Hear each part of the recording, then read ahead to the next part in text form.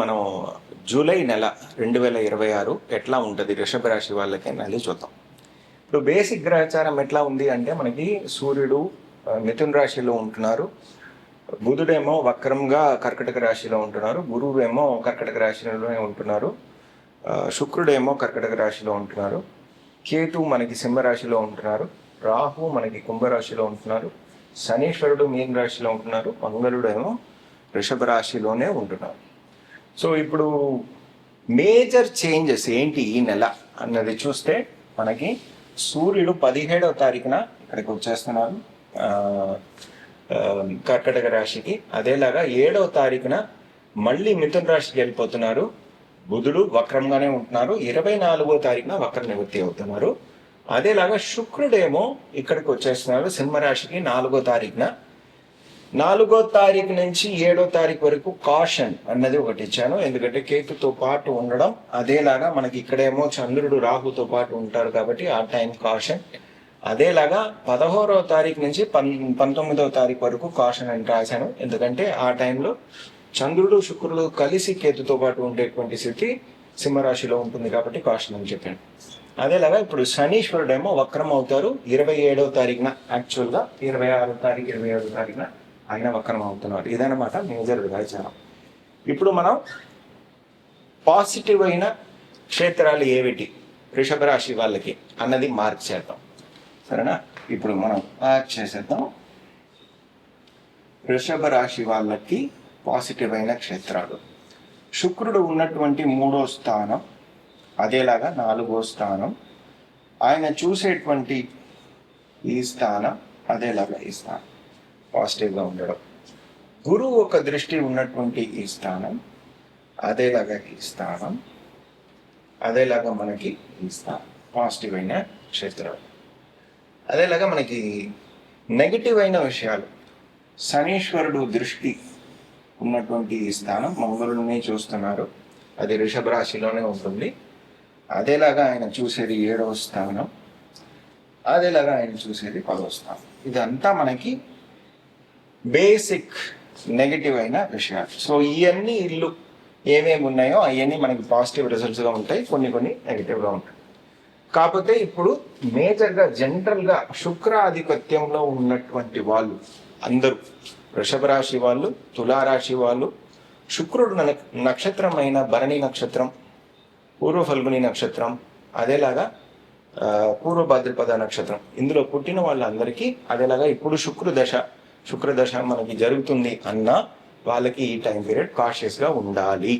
అది మనకి 4వ తారీఖు నుంచి 18వ తారీఖు వరకు ఉన్నటువంటి టైం అతి జాగ్రత్తగా ఉండాలి. కొత్త విషయాలు చేయడం, ఏదైనా గృహ ప్రవేశాలు చేయడం, బిజినెస్ ప్రారంభించడం, లేకపోతే ఏ శుభకార్యాలైనా ఈ టైం పీరియడ్లో మనం కొద్దిగా డిలే చేసుకుంటూ ఉంటే 18వ తారీఖు వరకు మంచిది అన్నది గుర్తుపెట్టుకోండి. సో అంతవరకు ఉన్నటువంటి విషయం మనకి పాజిటివ్ ఏంటంటే గురువు శుక్రుడు 4వ తారీఖు వరకు కలిసే ఉంటారు కాబట్టి ఆ టైం పీరియడ్లో మనకి వచ్చేటువంటి లాభాలు ఏమిటి అంటే 3వ స్థానం కాబట్టి కొత్త విషయాలు ఏదైనా ప్రయత్నిస్తే అందులో మనకి లాభాలు వస్తుంది. ప్రాపర్టీ సేల్ ఏదైనా చేయాలి అనుకుంటే అవి మనకి లభిస్తుంది. అదేలాగా ఏదైనా మనకి మనస్సులో క్రియేటివ్గా ఏదైనా ఆలోచిస్తున్నాం, దానివల్ల మనకి లాభాలు రావాలి. అదేలాగా మనకి ఫ్రెండ్స్ దగ్గర నుంచి వచ్చేటువంటి లాభాలు అవన్నీ ఈ టైం పీరియడ్లో మనకు వస్తుంది. కాకపోతే ఏంటంటే ఇప్పుడు 2వ స్థానాధిపతి అయిన బుధుడు 3వ స్థానంలో వక్రంగా ఉన్నారు. కమ్యూనికేషన్ మీరు జాగ్రత్త పడాలి. ఎట్లా మనం మాట్లాడుతున్నాం, ఏం చెప్పబోతున్నాం, ఏం చెప్తున్నాం, మిగతా వాళ్ళు ఎట్లా అర్థం చేసుకుంటున్నారు, ఈ విషయాలు మీరు జాగ్రత్త పడాలి. ఎప్పుడు బుధుడు మళ్ళీ మనకి ఈ స్థానానికి వెళ్ళిపోతారు, మనకి 7వ తారీఖున బుధుడు ఇక్కడికి వచ్చేస్తారు. వచ్చిన తర్వాత నుంచి బేసిక్ ఫినాన్షియల్ సిచ్యువేషన్ అనేది బెటర్ అయిపోతుంది, ఫినాన్షియల్ ఇన్ఫ్లో అనేది బెటర్ అయిపోతుంది. కాకపోతే ఫ్యామిలీ మ్యాటర్స్ అవన్నీ మీరు హ్యాండిల్ చేయాలి. 100% బెటర్ అవ్వదు. ఆయన వక్ర నివృత్తి అయ్యేది 24వ తారీఖున.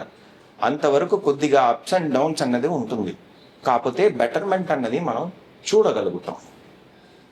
సూర్యుడు 4వ స్థానాధిపతి 2వ స్థానంలో ఉంటున్నారు.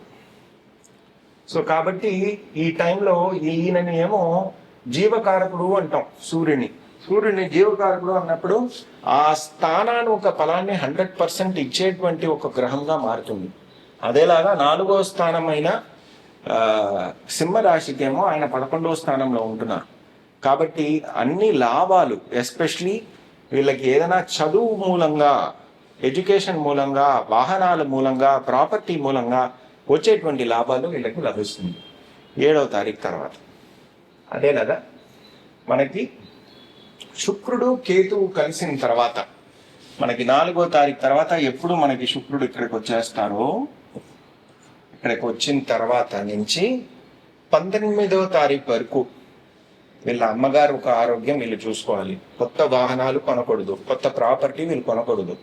అదేలాగా వీళ్ళ ఆరోగ్యం అన్నది వీళ్ళు చూసుకోవాలి. అదేలాగా వీళ్ళకి లోన్స్ అన్నది ఆ టైం పీరియడ్లో తీసుకోకూడదు. కోర్టు కేసులు ఏదైనా ఉంటే ఆ టైం పీరియడ్లో వచ్చిందంటే ప్రాబ్లమే. వాయిదాలు వేసుకుంటే మీకు మంచిది, సరేనా? ఇవన్నీ మీరు చూసుకోండి ఈ టైం పీరియడ్లో. కంటి సంబంధించిన ప్రాబ్లమ్స్ కానీ, ఫర్టిలిటీ సంబంధించిన విషయాలు కానీ వీళ్ళకి ఈ టైం పీరియడ్లో రావచ్చు. మనకి 17వ తారీఖు తర్వాత నుంచి అటువంటి ప్రాబ్లమ్స్ అన్నది మనం చూసే అవకాశాలు ఉన్నాయి. ఇప్పుడు గురువు చూసేటువంటి పాజిటివ్ అయిన క్షేత్రాలు వీళ్ళకి 7వ స్థానాన్ని మంగళుడు చూస్తున్నారు. అదేలాగా మనకి గురువు చూస్తున్నారు. ఈయనేమో ఇక్కడ ఉంటున్నారు, సింహరాశిలో ఉంటున్నారు. కాబట్టి పెళ్లి కుదిరే అవకాశాలు అన్నది ఈ టైం పీరియడ్లో 4వ తారీఖు లోపలే మనకి పెళ్లి కుదిరే అవకాశాలు కూడా ఉంటుంది. తర్వాత కూడా వీళ్ళకి పెళ్లి కుదిరే అవకాశాలు అన్నది ఉంటుంది. కాకపోతే ఆ కుదరడం అన్నది మనం ఒక 17వ తారీఖు తర్వాత, 18వ తారీఖు తర్వాత మనం చేసుకుంటే మనకి మంచిది. అది మంచి రిలేషన్షిప్గా మారుతుంది. మళ్ళీ ఒక కొత్త పార్ట్నర్షిప్ అన్నది బిజినెస్లో కానీ లైఫ్కి కానీ మనం చూస్తున్నామంటే అవన్నీ పాజిటివ్గా జరిగే అవకాశాలు ఉన్నాయి. శుభ ఎక్స్పెండిచర్ అన్నది ఉన్నది ఈ టైం పీరియడ్లో. ఎందుకంటే 12వ స్థానాధిపతి మనకి లగ్నంలో వచ్చారు కాబట్టి శుభ ఎక్స్పెండిచర్ అన్నది ఈ టైం పీరియడ్లోనే ఉంటూనే ఉంటుంది. అందువలన కొద్దిగా జాగ్రత్త పడండి, మీరు కొద్దిగా సేవ్ చేసి పెట్టుకోండి. ఇదే కదా అని ఒకేసారి మీరు ఎక్స్పెండిచర్ అన్నది చేయకండి. సరే, ఇప్పుడు గురువు చూసేది శనీశ్వరుని కూడా చూస్తున్నారు. 11వ స్థానం అయిన శనీశ్వరుని కూడా చూస్తున్నారు. 11వ స్థానమైన శనీశ్వరుని చూస్తున్నారు కాబట్టి, ఆయన ఉంటున్నారు కాబట్టి, అది గురువు ఒక ఇల్లు కాబట్టి మీకు వచ్చే లాభాలన్నీ ఈ టైం పీరియడ్లో వచ్చే అవకాశాలు బాగున్నాయి. అదేలాగా ఆయన వక్రమైన తర్వాత ఆయన ఇచ్చే రిజల్ట్స్ మీకు 10వ స్థానం రిజల్ట్ మరియు 9వ స్థానం రిజల్ట్ అన్నీ ఇవ్వాలి. సో ఈ 2 క్షేత్రాలు ఎస్పెషలీ మనకి 10వ స్థానం రిజల్ట్ ఇవ్వాలి కదా. బిజినెస్ చేసే వాళ్ళకి పాజిటివ్ అయిన విషయాలు వచ్చేది మనకి 26వ తారీఖు తర్వాత, శనీశ్వరుడు వక్రమైన తర్వాత మనకి బిజినెస్ చేసే వాళ్ళకి ఒక మూమెంట్ అన్నది ఈ టైం పీరియడ్లో వస్తుంది. ఎందుకంటే మనకి శుక్రుడు ఒక దృష్టి కూడా అటువైపు ఉంది. బిజినెస్ చేసే వాళ్ళకి లాభకరంగా ఉంటుంది. అదేలాగా తండ్రి ఒక ఆరోగ్యం అనేది బెటర్ అవుతుంది. ఫారిన్ వెళ్ళాలి అనుకునే వాళ్ళకి ఒక పాజిటివ్ అయిన రిజల్ట్ అనేది ఈ టైం పీరియడ్లో వస్తుంది. ఈ అన్ని విషయాలు మనకి వృషభ రాశి వాళ్ళకి మంచిగా ఉంది. అదేలాగా వీళ్ళకి చేయాల్సిన పరిహారాలు ఏమిటి? మేజర్గా శుక్రుడు మీ లగ్నేశ్వరుడు. సో మీరు మహాలక్ష్మి వారి ఆరాధనలు చేయడం, రెగ్యులర్గా చేయడం, అది శుక్రవారం రోజున, రవివారం రోజున చేస్తూ ఉండడం. రాహు కాలాన మీరు దీపాలు వెలిగించడం, గుడిలోకి వెళ్ళి చేయాలి, ఇంట్లో కాదు, సరేనా? చేయండి, చేస్తూ ఉండండి, మీకు మంచి ఫలితాలు మీకు వస్తుంది. All the best. ధన్యవాదాలు.